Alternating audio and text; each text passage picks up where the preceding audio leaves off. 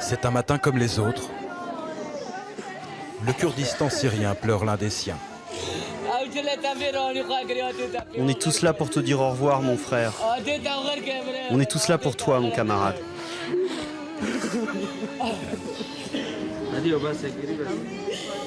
Omar Alouche était premier adjoint à la mairie de Raqqa. Réveille-toi, père du Kurdistan. Dans la foule endeuillée, une jeune femme peine à trouver les mots pour consoler la veuve. Ressaisis-toi, sois forte, on est avec toi. Elle s'appelle Leïla, elle a tout juste 30 ans. C'est la nouvelle mère de Raqqa. L'homme assassiné dans la nuit était son ami.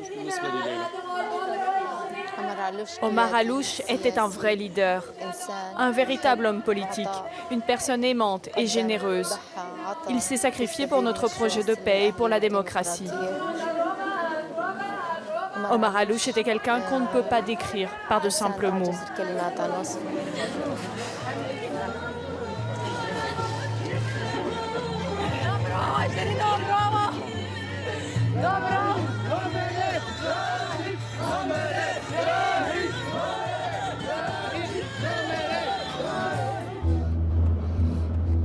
C'est une femme en deuil qui prend la route de Raqqa, sous haute protection. Une femme qui ne se déplace plus sans garde du corps, mais qui n'écoute que son devoir, déterminée à se battre pour faire renaître la ville de son enfance.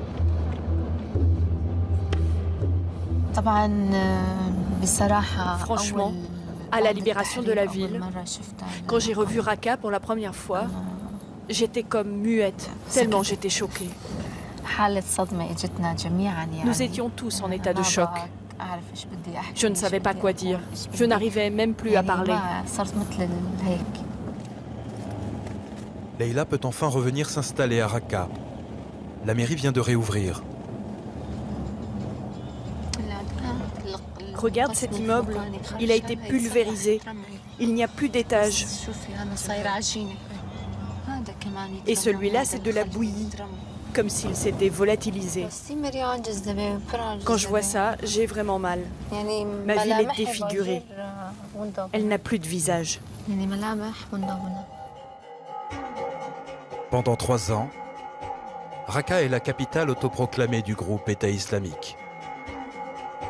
Après 5 mois d'une bataille menée par la coalition,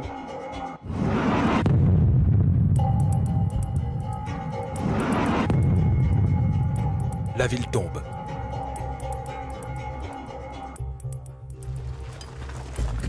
Elle est reprise par les forces kurdes du nord de la Syrie.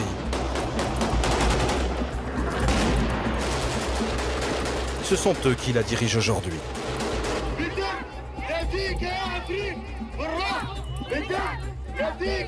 Mais la guerre de reconquête, menée depuis les airs, n'a laissé derrière elle qu'un champ de ruines. Une ville exsangue, dont le cœur historique est détruit à 95%. De l'ancien hôtel de ville, il ne reste rien. Nommée par un conseil d'anciens à la libération, Leïla doit redonner à Raqqa une apparence humaine. La nouvelle mairie, une ancienne poste, est l'un des rares bâtiments du centre-ville épargné par la guerre. Bonjour. Bonjour. C'est bien ici le bureau d'accueil? Oui. Et le service des plaintes? C'est là-bas. Le bureau d'enregistrement est là-bas. Alors tout se passe bien? Ça va. Est-ce que les gens se plaignent beaucoup? Pour l'instant, ça va. Et combien de plaintes vous avez enregistrées? Environ 300. 300. Bon travail. Vous avez là les photos d'identité et le numéro d'enregistrement. Ça va pour cette fois, mais le numéro doit être beaucoup plus lisible. Désormais, L'accueil de la mairie est assuré par des jeunes femmes.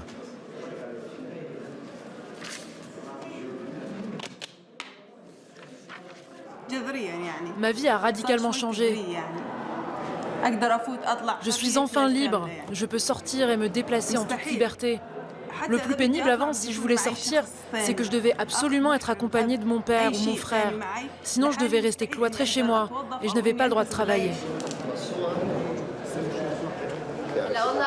Je voulais voir la situation par moi-même. Et aussi vous féliciter pour l'ouverture de la mairie.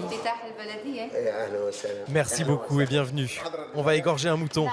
Non, je crois que les gens en ont assez des égorgements. Une femme, laïque, à la tête d'une ville de 300 000 habitants. Impensable sous Daesh. Leïla la Kurde doit encore s'imposer à une administration essentiellement composée d'hommes. Bon, on a quelques problèmes à régler. Ibrahim est son nouvel adjoint. Il a remplacé au pied levé son ami assassiné 2 jours plus tôt. L'ancien fonctionnaire s'est improvisé juge de paix. Il gère le bureau des pleurs. Rendez-moi la clé du magasin. Arrête de violer la loi. Je veux récupérer mon argent. Ahmed, assieds-toi.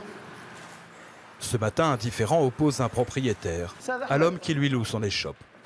Bon, il est venu et il s'est installé dans le magasin sans demander la permission. C'est bien ça? C'est ça. Essaie de comprendre ce que je te dis. Si tu veux louer ou acheter un magasin ou une maison à quelqu'un, il y a des règles, des conditions. Il te faut un contrat. Mais il peut me vendre cette boutique sous le manteau. Mon petit, comprends-moi. Il y a des documents et des registres. Tu ne peux pas prendre quelque chose qui ne t'appartient pas, tu comprends? Je te promets qu'il ne pourra pas s'approcher du magasin sans que vous ayez trouvé une solution tous les deux. Nous, on connaît ton cas, donc reste dans la légalité. On n'est pas contre toi. Tu es d'accord avec ça? Non, pas du tout.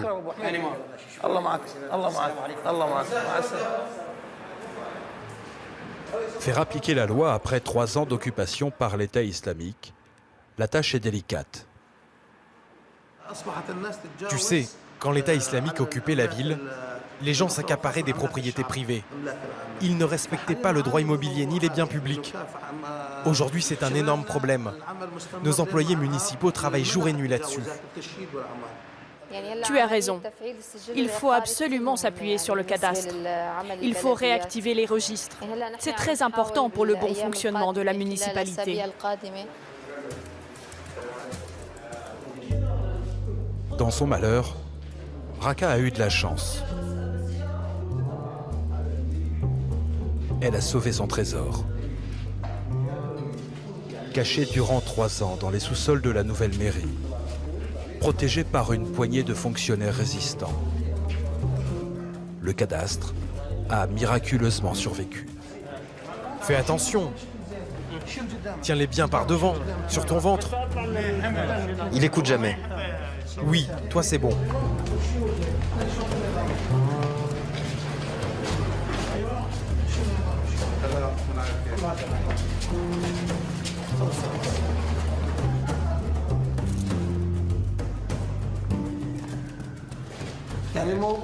C'est bien plus qu'un symbole. Ces livres sont des documents d'identité. Oui, c'est ça. C'est comme une identité. Parce qu'ils garantissent vos droits en tant que propriétaire. Ils garantissent les droits que vous avez sur une maison ou sur un magasin. Ça empêche les conflits de propriété. Quand Daesh occupait la ville, les gens ont fui sans prendre leurs papiers. Ils ont laissé leur titre de propriété. Maintenant que les habitants reviennent à Raqqa, ces livres disent à qui appartiennent les terrains, à qui appartiennent les maisons.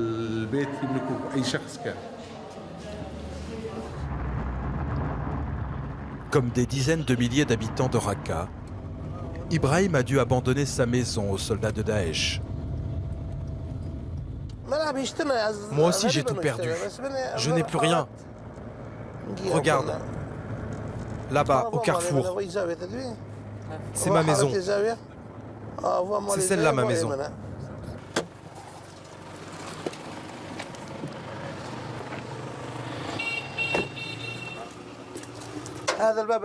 Voilà l'entrée. C'est chez moi ici. Les barbares étaient ici. Regardez, ils ont percé les murs.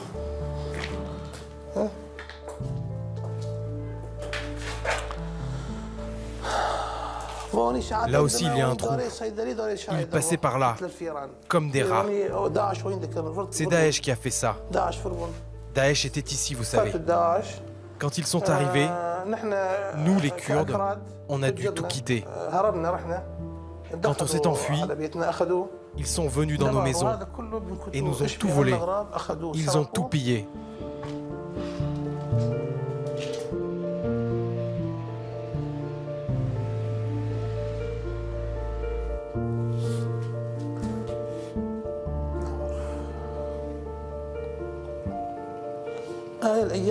Il nous faudra du temps pour oublier tout ça.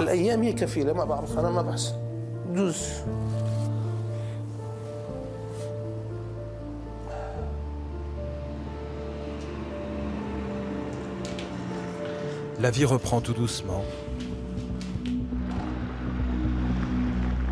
Mais rares sont ceux qui ont pu rentrer chez eux.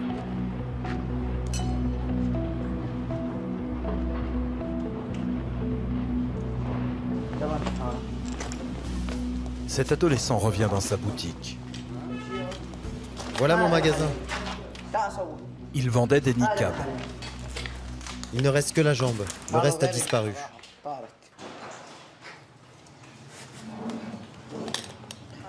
Les avions ont bombardé Daesh. Et voilà ce qu'il reste de mon commerce. En dépit des mines et du risque d'explosion, le garçon cherche ses mannequins épargnés par les bombes. Ça y est, j'ai trouvé la main qui va avec le reste. Des mannequins démembrés qui lui rappellent de bien sombres souvenirs. À l'époque, il avait 12 ans. Daesh, ils ont coupé la tête de quelqu'un en face de moi. Ils sont arrivés en 4x4 et ils ont crié « Punition, exécution ». Ils ont rassemblé les gens, ils ont dit quelques mots et ils l'ont décapité.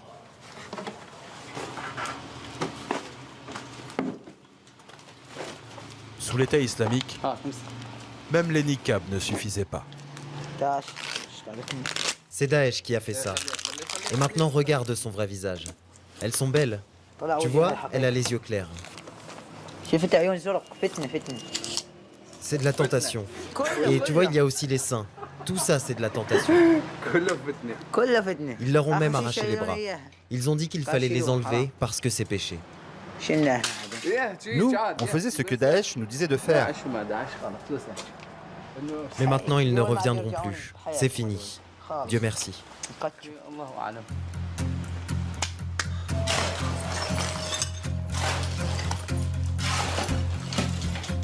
Longtemps après la chute de la ville, des milliers de tonnes de gravats encombrent encore les rues. Un travail de titan. Seule une poignée d'engins sont en service.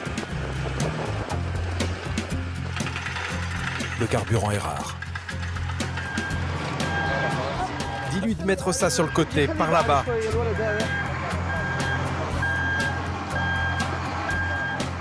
Ibrahim, l'adjoint au maire, et sur tous les fronts à la fois.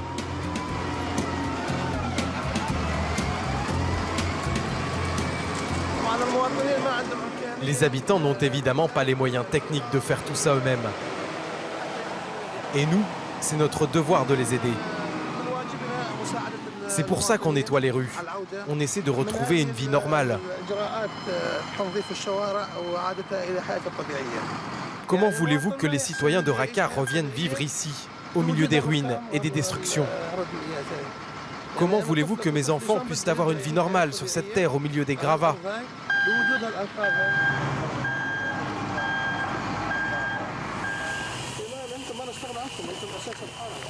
Au quotidien, Ibrahim recueille les doléances des habitants qui ont fait le choix du retour.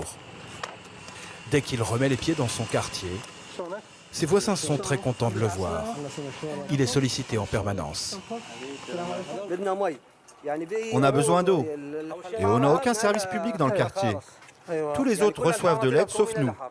Il faut venir déblayer la rue et enlever les gravats. On travaille, mais les destructions sont énormes. Nous allons tout enlever, mais petit à petit. Tout ça prend du temps, tu sais. Les attentes sont immenses.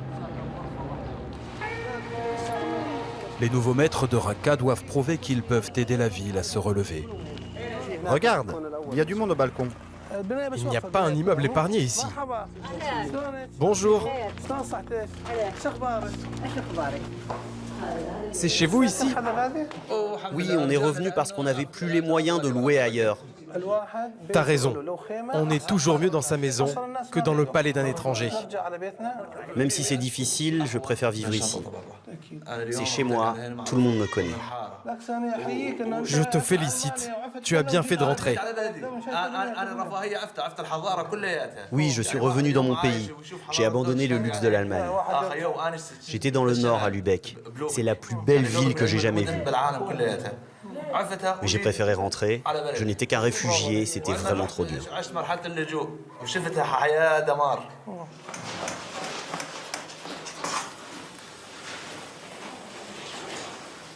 Mohamed s'est installé au premier étage de leur ancien immeuble, avec sa mère, sa femme, leur bébé.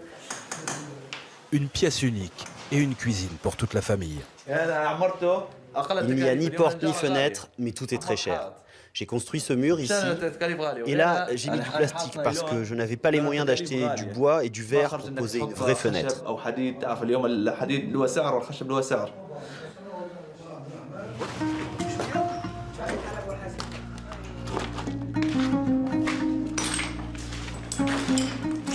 Pas vraiment la vie de château. Son immeuble a été touché par un missile. Il va falloir tout reconstruire.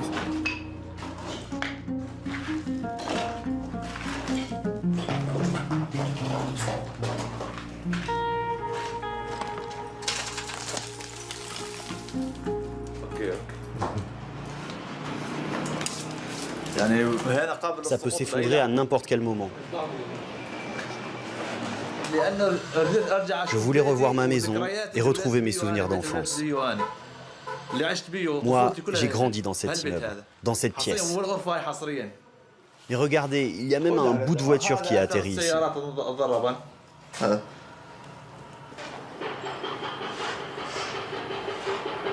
La guerre a aussi laissé derrière elle des milliers de munitions non explosées. Celles-là, je les ai ramassées dans la rue avant que les enfants les trouvent. Car quand ils les voient, ils jouent avec. Il y a déjà eu des victimes. Si vous les percutez, ça explose, car c'est encore plein de poudre. J'ai aussi trouvé un stock énorme rempli d'obus de mortier.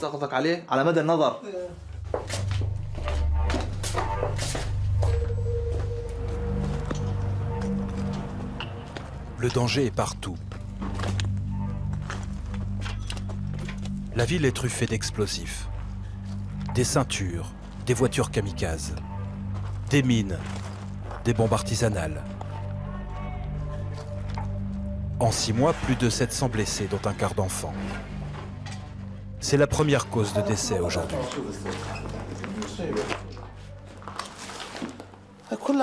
Tout ça, ce sont des obus de mortier. Et il y en a encore plein là-bas à l'intérieur. C'est un vrai désastre. C'était un stock d'artillerie de l'État islamique. Et c'est notre principal problème aujourd'hui. C'est à cause de ça que les gens ne peuvent pas rentrer. Si les 2 tiers des habitants n'ont pas encore pu rentrer chez eux, ce n'est pas seulement pour une question de sécurité. Quelques jours plus tôt, la maire de la ville rendait visite à ses administrés. Un camp de déplacés, isolé en plein désert, à 60 km de Raqqa. Ici s'entassent depuis des mois des milliers de familles. Nombreux sont les sympathisants de l'État islamique. Le chef du camp nous accompagne. Toutes les femmes qui arrivent ici ont la même histoire. Leurs maris se sont fait arrêter. Ils étaient chez Daesh? Oui, il y avait même des types très importants. Les Américains les ont gardés. Les responsables du camp ont mis en place un programme de déradicalisation. Bonjour. Comment ça va? Alors, qu'est-ce que vous faites ici? L'idée, c'est de les désendoctriner. De quoi vous devez vous méfier? La politique? La religion et le racisme. La clé du succès de toute entreprise, ce sont les femmes.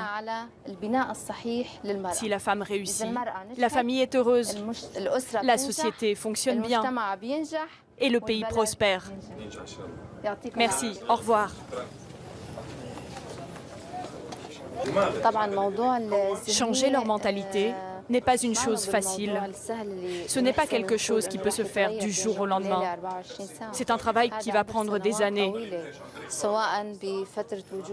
Quand les terroristes de Daesh étaient ici, ou avant avec le régime de Damas, les femmes et les minorités étaient marginalisées et exclues. Et ça, on ne va pas le changer en un jour ou une nuit, même si ce n'est pas impossible. C'est ce jour-là que Leïla apprend la mort d'Omar Allouche, son mentor, son ancien adjoint. La mère se retrouve seule à la tête de la mairie.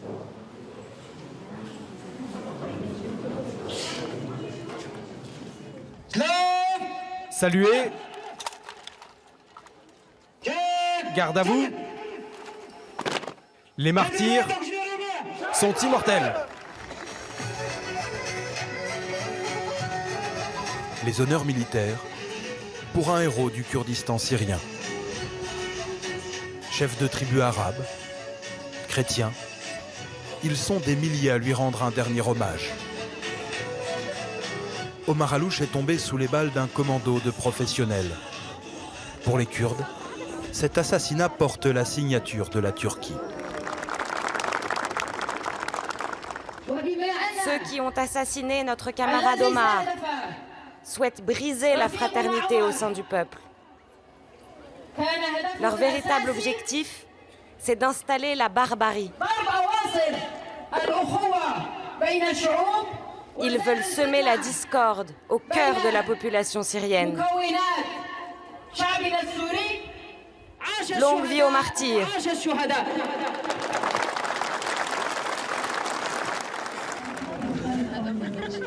Dans la foule, Leïla pleure son ami. À quelques mètres seulement du représentant des États-Unis dans la région et du chef des forces spéciales. Omar Allouche était leur homme. Son assassinat porte en lui l'échec de la politique américaine en Syrie.